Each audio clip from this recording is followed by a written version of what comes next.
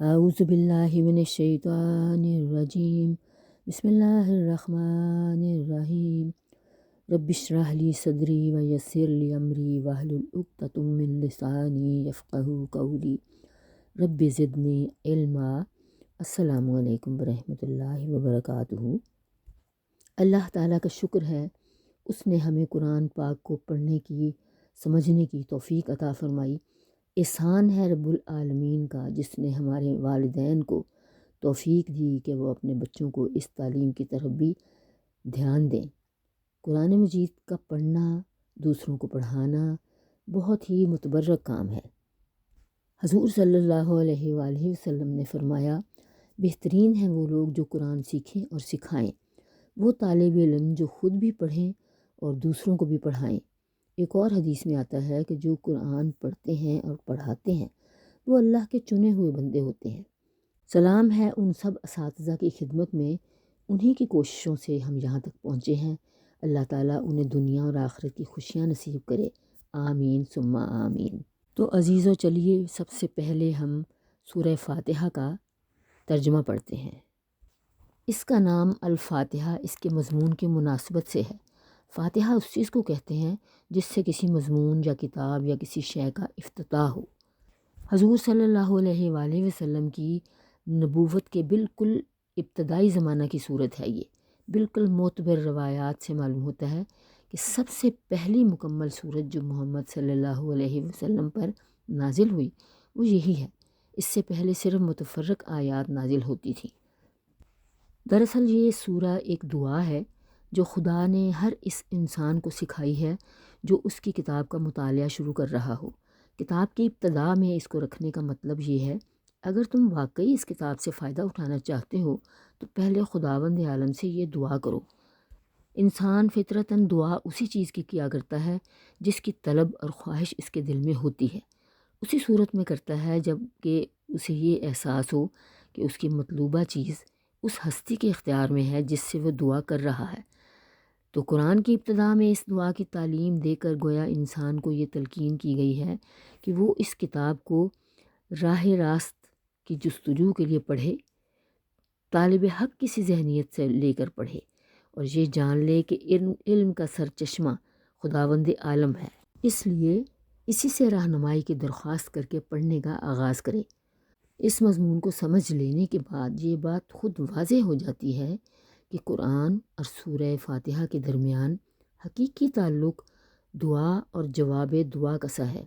سورہ فاتحہ ایک دعا ہے بندے کی جانب سے اور قرآن اس کا جواب ہے خدا کی جانب سے۔ بندہ دعا کرتا ہے، اے پروردگار میری رہنمائی فرما، اور جواب میں پروردگار پورا قرآن اس کے سامنے رکھ دیتا ہے کہ یہ ہے وہ ہدایت و رہنمائی جس کی درخواست تو نے مجھ سے کی ہے۔ سبحان اللہ۔ بسم اللہ الرحمن الرحیم۔ اللہ کے نام سے جو رحمان و رحیم ہے۔ اس نام سے جب ہم اسے پکارتے ہیں تو وہ ہماری طرف فوراً توجہ فرماتا ہے، ہماری ہر بات سننے کے لیے وہ تیار ہو جائے گا، اپنی ہر کوشش ہمارے کاموں میں ڈال دے گا، ہماری کوششوں میں ڈال دے گا اور شیطان کی فساد انگیزیوں سے ہمیں بچا لے گا۔ وہ الحمدللہ رب العالمین، تعریف اللہ ہی کے لیے ہے جو تمام کائنات کا رب ہے۔ الرحمن الرحیم، رحمان اور رحیم ہے۔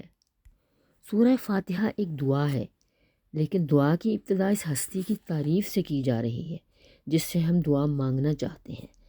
اب دعا جب مانگو تو مہذب طریقے سے مانگو، یہ ہمیں سکھایا جا رہا ہے۔ یہ کوئی تہذیب نہیں ہے کہ منہ کھولتے ہی جھٹ اپنا مطلب پیش کر دیا۔ تہذیب کا تقاضا یہ ہے کہ جس سے دعا کر رہے ہو پہلے اس کی خوبی بیان کرو اور اس کے احسانات اور اس کے مرتبے کا اعتراف کرو۔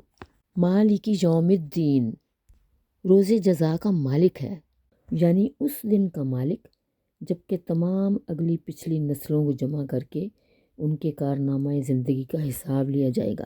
اللہ کی تعریف میں رحمان اور رحیم کہنے کے بعد مالک روز جزا کہنے سے یہ بات نکلتی ہے کہ وہ صرف مہربان ہی نہیں ہے بلکہ منصف بھی ہے، اور منصف بھی ایسا کہ آخری فیصلے کے روز وہی پورے اقتدار کا مالک ہوگا، کوئی بھی اس کی سزا اور جزا میں مزاحمت نہیں کر سکے گا۔ اب یہاں تک ہمیں اللہ نے اپنی تعریف ساری بتا دی ہے کہ مجھ میں کیا کیا ہے، یہ آپ نے بتانا ہے پہلے اس دعا میں۔ ایاک نعبد و ایاک نستعین، ہم تیری ہی عبادت کرتے ہیں اور تجھ ہی سے مدد مانگتے ہیں، یعنی ہم تیرے ہی پرستار بھی ہیں، مطیع و فرمان بھی ہیں، بندے بھی ہم تیرے ہیں اور غلام بھی ہم تیرے ہی ہیں۔ اور بات صرف اتنی نہیں ہے کہ ہم تیرے ساتھ یہ تعلق رکھتے ہیں، بلکہ واقعی حقیقت یہ ہے کہ ہمارا یہ تعلق صرف تیرے ہی ساتھ ہے۔ ان تینوں معنوں میں سے کسی معنی میں بھی کوئی دوسرا ہمارا معبود ہے ہی نہیں۔ ہمارے ساتھ تیرا تعلق محض عبادت کا ہی نہیں ہے بلکہ استعانت کا بھی ہے۔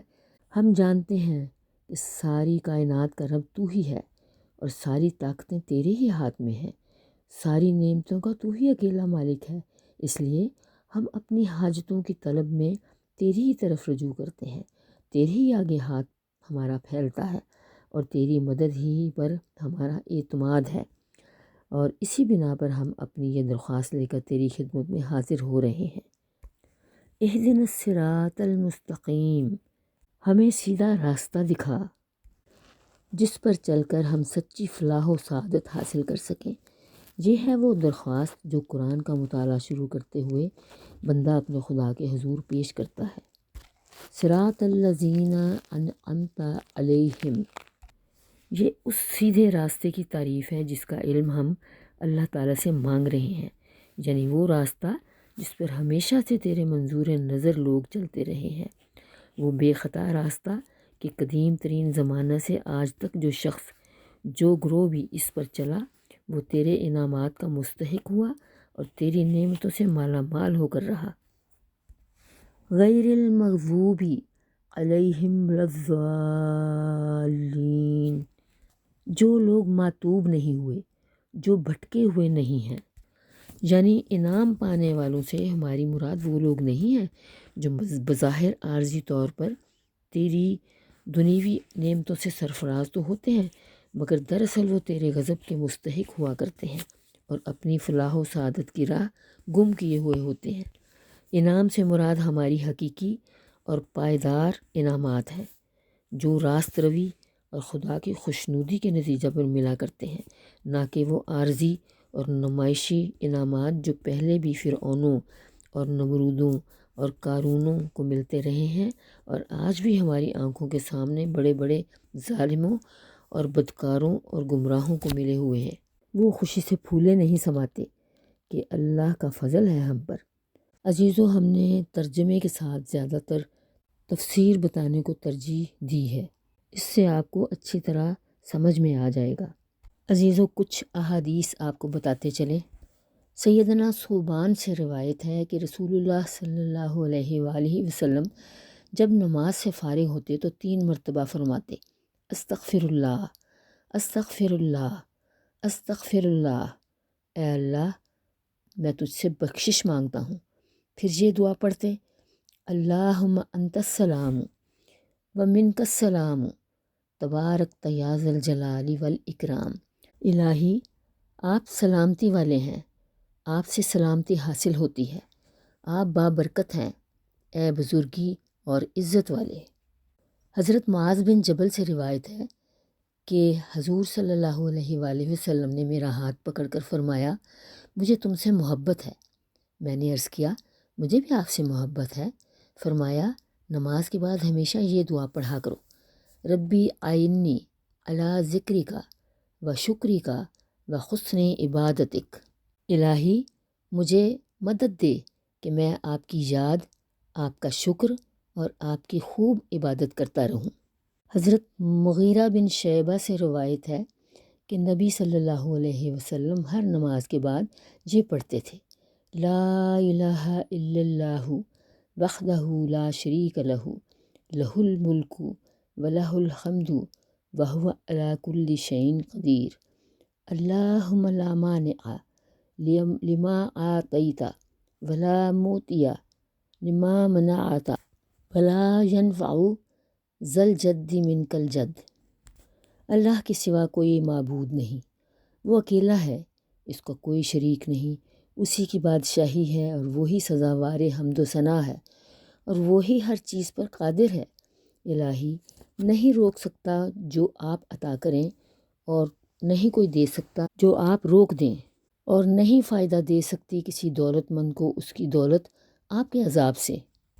عشاء کی نماز کے بعد چھوٹی چھوٹی دعائیں یہ بچوں کو بھی سکھائیں اور انہیں بھی کہا کریں تو وہ پڑھیں، گھر میں اس سے برکت پیدا ہوتی ہے، آپ کے روزے اللہ تعالیٰ خیریت سے گزارے، تندرستی اور زندگی سے اور صحت سے، آپ کی ہر دعا قبول کرے اللہ تعالیٰ۔ ہمیں اجازت دیجیے، اللہ حافظ۔